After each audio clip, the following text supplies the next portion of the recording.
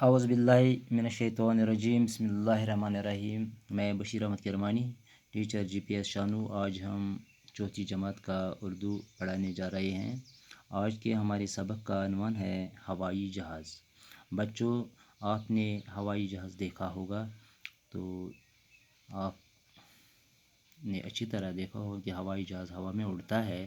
تو آپ نے ہم مختلف پرندوں کو دیکھتے ہیں جب وہ اڑتے ہیں، یا ہمیں بھی ایسا لگتا ہے کہ ہم بھی اڑنا چاہتے ہیں، کیونکہ ہم بھی سوچتے ہیں کہ ہم بھی ہوا میں اڑیں گے۔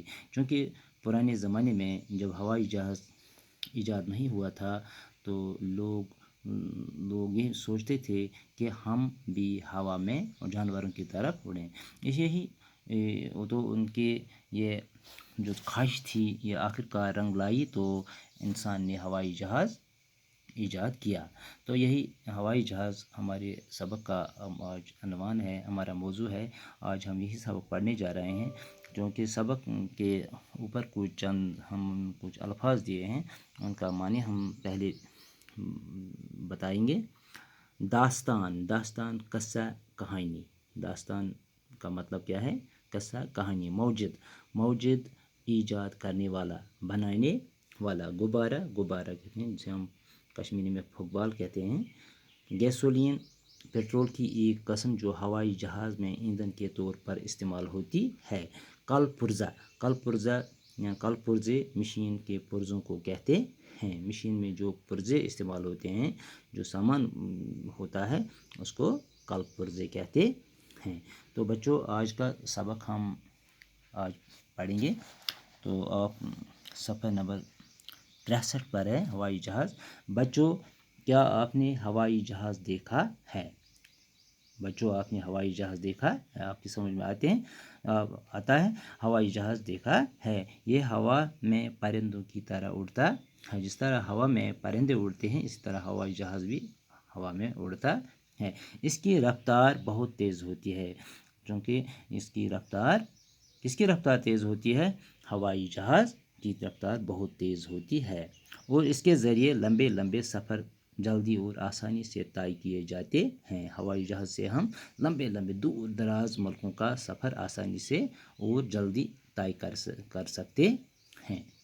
جنگل ہوں یا پہاڑ، یہ ہوائی جہاز کے راستے کی رکاوٹ نہیں بن سکتے، کیونکہ ہوا میں تو جنگل نہیں ہوتے ہیں، کوئی رکاوٹ نہیں ہوتی، تو اس کو جنگل یا کوئی بھی چیز اس کی رکاوٹ، یا پہاڑ کتنے اونچے ہوتے ہیں تو ان کی اس ہوائی جہاز کی رکاوٹ نہیں بن سکتے ہیں، کیونکہ یہ ان پہاڑوں سے اونچا اڑتا ہے یا درختوں سے اونچا اڑتا ہے۔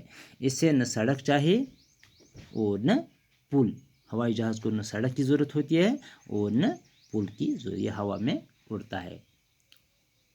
ہوا میں اڑنے کے لیے اسے گیسولین ضروری قوت فراہم کرتا ہے، چونکہ ہم نے پہلے ہی گیسولین پڑھا۔ گیسولین پیٹرول کی ایک خاص قسم ہے، صاف قسم ہے، جو ہوائی جہاز کے ایندھن کے طور پر استعمال ہوتی ہے۔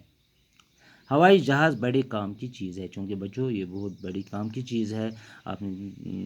آپ کو معلوم ہوگا، ہم دور دراز ملکوں کا سفر طے کر سکتے ہیں بڑی آسانی سے، تو یہ بڑے کام کی چیز ہے۔ انسان اس سے طرح طرح کے کام لیتا ہے، یہی انسان اس کے بہت سارے کام لیتا ہے۔ جنگ ہو یا امن، ہوائی جہاز ہر وقت کام آتا ہے۔ یہ ہوائی جہاز ہر وقت کام آتا ہے، جنگ میں ہو، امن میں ہو، یا کسی ملک میں جانا ہو، تو یہ ہر کسی کام میں آتا ہے، اس لیے یہ ہوائی جہاز بہت کام کی چیز ہے۔ تو بچوں، اس سبق میں ہمیں چند الفاظ آئے ہیں، ہم نے پڑھا ہے، اسم بھی پڑھا ہے، فعل بھی پڑھا ہے۔ تو اس میں پہلا جہاز اسم ہے، پرندہ بھی اسم ہے، اڑنا کام، یہ اڑنا ایک کام ہے، تو یہ اسم نہیں ہے، یہ فعل ہے۔ تو جنگل بھی اسم ہے، پہاڑ اسم ہے، پل اسم ہے۔ بچوں، یہ اچھی طرح یاد رکھنا، اور آپ صفحہ نمبر 63 پر بھی دیکھ سکتے ہیں۔